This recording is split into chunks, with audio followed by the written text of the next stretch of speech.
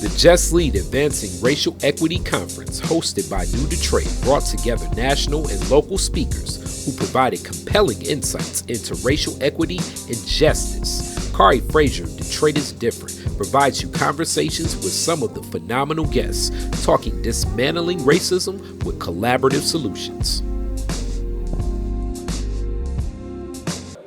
I'm Bishop Edgar L. Vann, CEO of Detroit Equity, Inc., and I'm at the Just Lead Conference.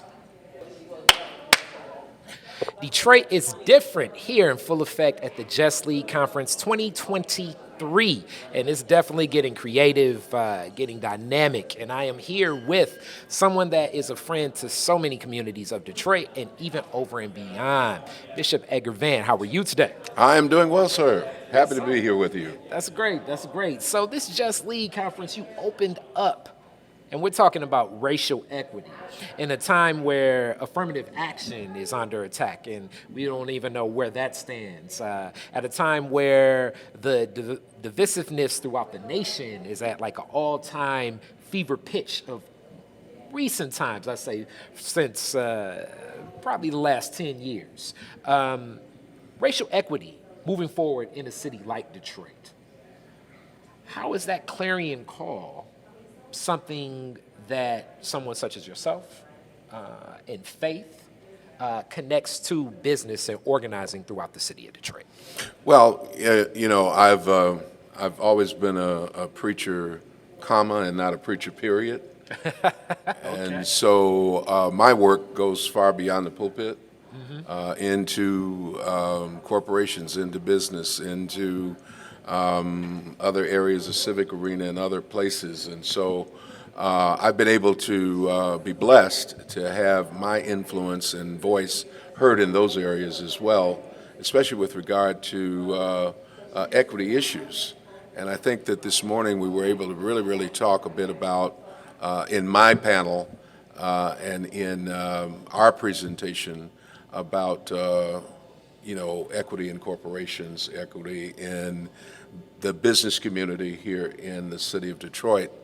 And so from a racial equity standpoint, I think I was able to articulate a bit that diversity is, a seat at the table, and inclusion's a voice at the table, but equity is really the stake from the table. It's what we receive. It's the ultimate outcome of D plus I equals E. It equals equity. That's the desired result for which, and that equity has to be embedded into the fabric of the culture of the organization, the fabric of the culture of government, the fabric of the culture of operations and how business is done in Detroit. All right, and that's definitely very dynamic as you move that forward in that discussion, and definitely your works with Vanguard and so many other things, but just in community.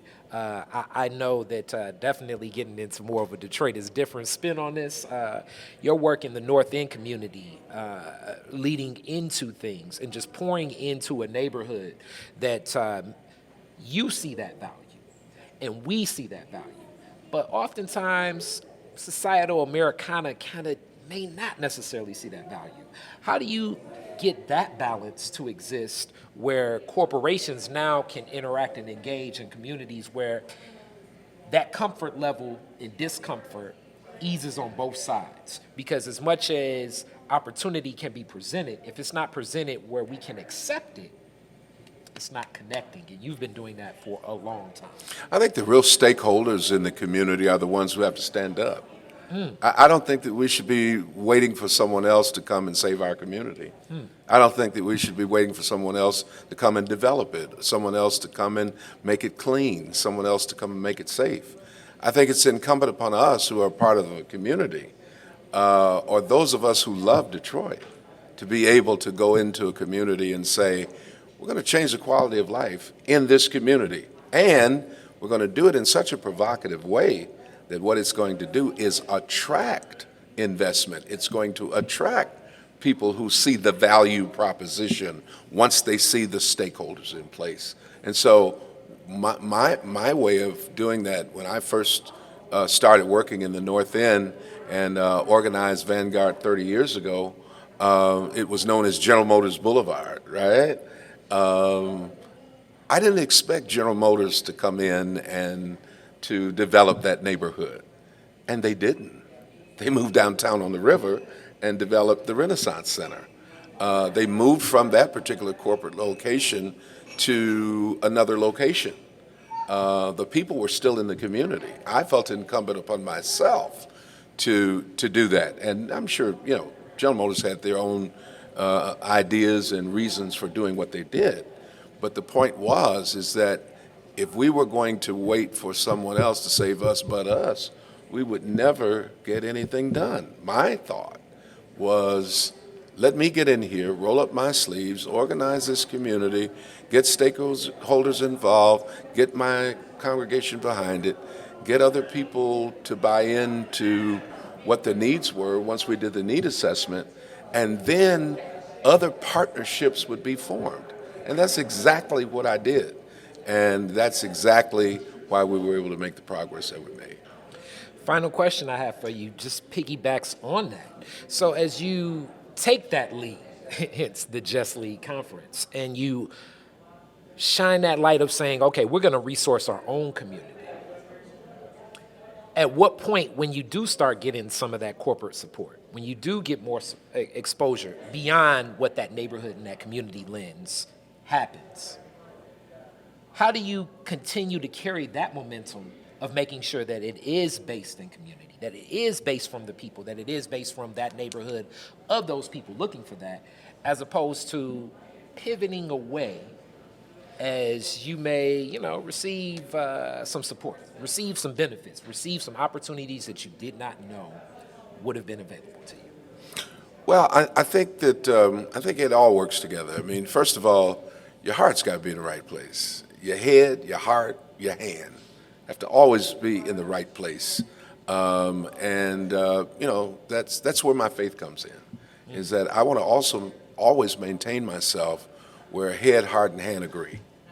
That's the integrity issue for me.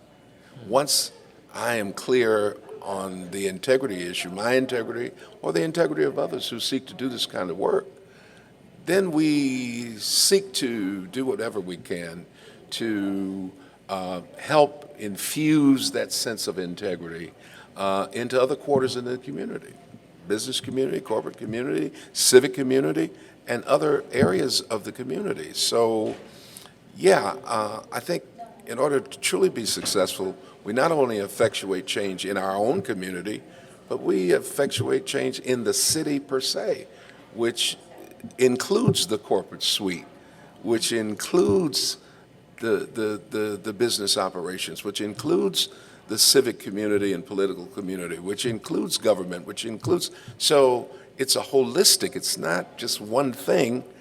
We start in a place, if I were to use a biblical metaphor, we start in Jerusalem and then Judea and then Samaria and then the uttermost parts of the world. We start where we start. We start with who we are, and then we take that and the influence of that and the metrics and the success of that to these other quarters, and we partner with them to make sure that they too are keeping that same kind of idea and metric in their minds as well. So I think I've had a certain fair amount of success, and especially now with Detroit Equity Inc., which I chair, to be in a position to influence these various portals of our community, because they're all a part of our community. We drive cars, we buy retail. So it's not separate from us, it's a part of us, and we should have influence with regard to how the entire landscape and value proposition of racial equity gets paired out into the community.